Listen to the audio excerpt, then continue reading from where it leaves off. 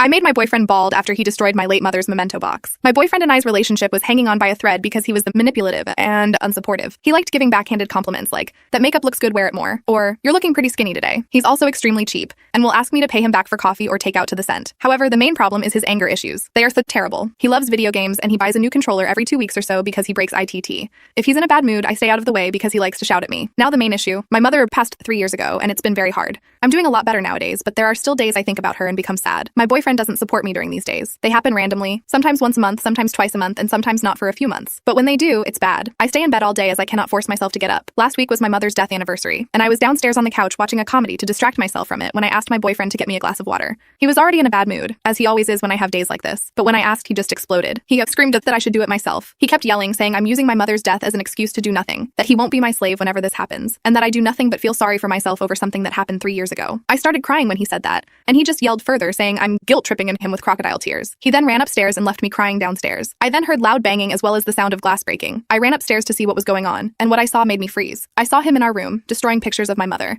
I had a photo of my mother and I on my nightstand, and he destroyed it. I had a whole box full of her handwritten letters, pictures of her, pictures of us, rings and jewelry she owned. He was destroying this box, ripping apart the letters, smashing the jewelry with a hammer, and ripping the pictures too. I stood there frozen. Every part of me wanted to make him stop, but my fear froze me. I started repeating, "Please stop," but he wouldn't. He just kept destroying it and yelling this was the problem. I left the house as this was happening and sat on a park bench crying. A random stranger came up and talked to me when she saw me crying. It was comforting. I went back to my house a few hours later and went straight upstairs to see the damage. When I saw it, I broke down. I knew most of it would be destroyed, but I was hoping he'd at least leave some. But no, every letter and picture was ripped, every frame destroyed, and every ring, earring, or necklace smashed. It was all still on the floor. I scooped up what I could and placed it in a bag. He was downstairs, not even acknowledging me. To me, our relationship was over. I had already taken him back 3 times and I wouldn't do it again. But before ending it, I needed him to feel pain. I looked at a ripped picture of my mother and thought about how she was an eye for an eye kind of person. Although that wasn't my nature, I knew it had to be. So I planned revenge. Over the next few days, I acted like nothing was wrong. I hid my disgust and even brought myself to have intimacy with him to really convince him I still loved him. And then a few days later, I secretly bought hair remover. Now, my ex-boyfriend loved his hair. He took great pride in styling it and looking after it. And the night the hair remover arrived, I replaced his shampoo with it. I also spent that night packing. The next morning, I told him in bed that the smell of his hair when shampooed turns me on. He instantly left to go shower. And as soon as he did, I grabbed my bag and left. About 10 minutes after leaving, I texted him saying I am done,